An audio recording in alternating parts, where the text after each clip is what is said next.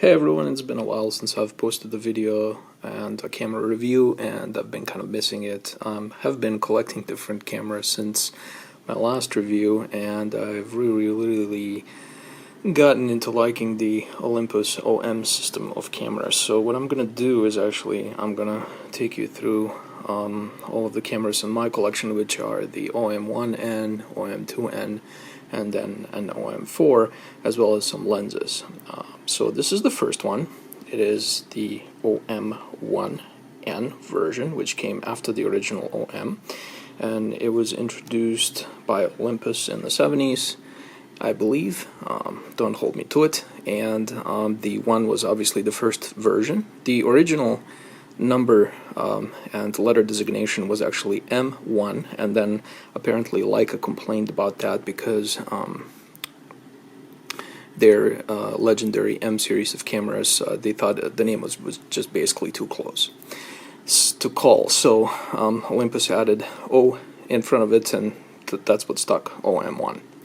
So the reason why I love this camera is because it is an extremely well-built, compact camera with very tiny, very high-quality lenses.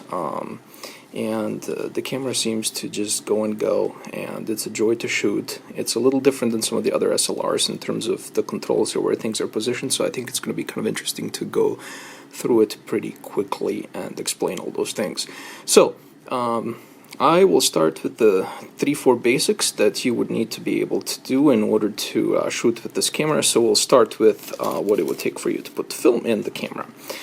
So you have this little twirly up here that you pull up, and then when it's in that up position, you pull it up even further, and that pops the back door open, which then allows you to put the film in. It's pretty standard setup in there. You just pop your 35mm cassette in there. You basically drive the film through this little slit here. You pull a couple of times, make sure that it's in position like it should be. Once it is, then you can close the back and then advance a few more times until you are on the number 1 on your counter, and then you're ready to go just like any other SLR you've shot with before. So, second thing you probably want to do is set the ISO. The ISO setting on this camera is right at the top here. There's a little tiny notch just right next to the trigger here that actually shows you what your ISO setting you're on. So you're at 320 right now. If you want to change that, you actually press this little button here, which allows you then to rotate the ISO dial. And so let's pretend like we have an ISO 100 film. So I'm just going to set the camera to 100. And then you're ready to go in that respect. So now, once you have the film in there and you have your shutter in there, the next thing you're probably interested in is to find out where your shutter speeds are controlled from. Usually on the SLRs you're going to find that up here, but Olympus had done something different. They're not the first company that has done this, and this is maybe a little bit reminiscent of how it used to be before, with everything being in the lens or around the lens, like with the Hasselblad and some of the other cameras that actually have the shutters incorporated into the lens. So you have the shutter selector here, and basically there are two kind of rigid extrusions on either side. You just kind of hold on to them and you circle this around, and that allows you to manually set the shutter speed. So we're going to set the shutter speed to 125, and then next we're going to move to the tiny lens. And the reason why I say tiny is because they really are tiny. This is a 35mm f2.8 lens, and it, you know, fits in half of the palm of my hand. It's very light, but extremely well built, and the optics are very good. As a matter of fact, I've shot this on my OMD digital camera, and the results are just astounding there as well.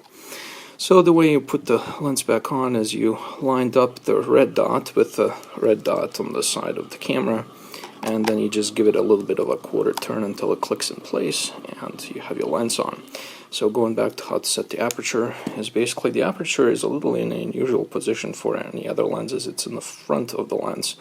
So you just spin that and you put it to wherever you want it to be. Okay, so as far as the depth of field preview goes, usually that's associated with the aperture. So if you have the aperture set to, say, f11, and you want to see what your depth of field is going to look like at f11, there's actually a little button that is on the lens, which when you press in will let you see the depth of field preview. I don't know if you can see this, but you can see the aperture actually closes down to f11 when you do that. So that's how you do that. This camera also had some professional-like features that were not available on some of the other models that were available at the time, and one of them was a mirror up feature. So it's not the easiest button to push, but if you press it in this position and you kind of move it up, then the mirror is actually locked in the up position. So the reason why that's useful is if you want to take a longer exposure and you don't want the mirror to kind of shake the camera, then you put it in that mirror up position, and that helps with that. When you're done with it, you can just move it back down again. Now, let me show you something else interesting. If we take the lens off and look at the mirror,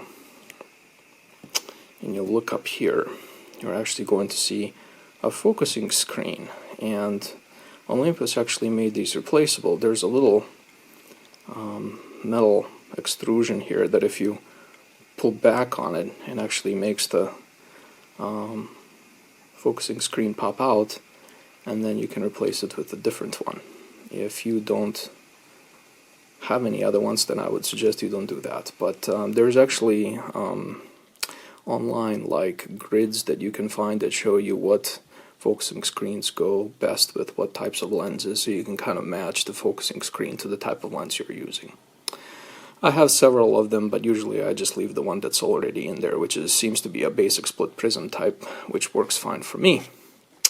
Okay, I'm going to put this back on, just kind of go around, see what else I can show you. This here is just a flash sync. I leave mine on X. You can look in the manual at F and P. I'm sorry, I don't use much flash, so I'm not a great expert on that.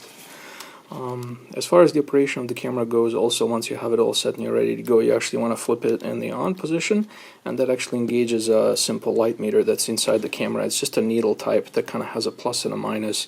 So basically the way it works is you put your shutter to 125, let's say, and then you move your aperture ring back and forth until you are in the middle of that range where that needle is.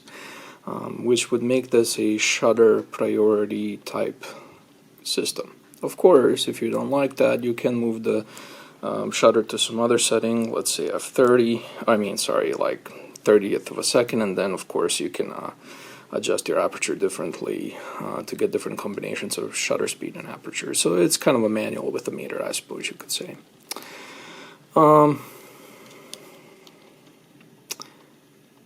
Let's see, what else can I show you? I think that's pretty much it as far as the key componentry goes. Over down here is a compartment. Actually, this one is the compartment for a battery. You can look up online what type to use. And over here, if you take this off, you're going to see little gears inside, and that actually allows you to plug it into those motor drive systems. So I have one that's a thing called OM-1n, or one drive, which just advances one film at a time, or one shot at a time, sorry. And if you don't like that and you want something faster, there are also drives that will actually kind of do 2-3 frames per second as well. This little MD designation means that you can use it with the motor drive. Also, I guess you have a hot shoe up here. I do use that sometimes with some simple manual flashes, and that works fine for me. You can actually unscrew that and take it off, and it's stuck for me right now. Well, it doesn't matter anyway. You can take it off, and I don't know why you would want to take it off. I think there are different types of shoes. I like the one that came with my camera, and I keep it on all the time. Even though I heard from people sometimes these are missing for them, so you have to make sure and see if the one you're interested in purchasing has that or not. So anyway, that's the OM-1n. It's a classic camera. Many people love still shooting with it today, including myself. Yeah, I'm not going to try to put this back on. I think next time I'm going to show you some of the lenses that I have, and OM-2, which was the next generation. That was the first one to introduce the new kind of a metering that was off the film plane metering, as well as the type of metering that you get through the prism viewfinder. So, I hope you enjoyed this, and I am going to show you a few example shots. Thanks. Bye.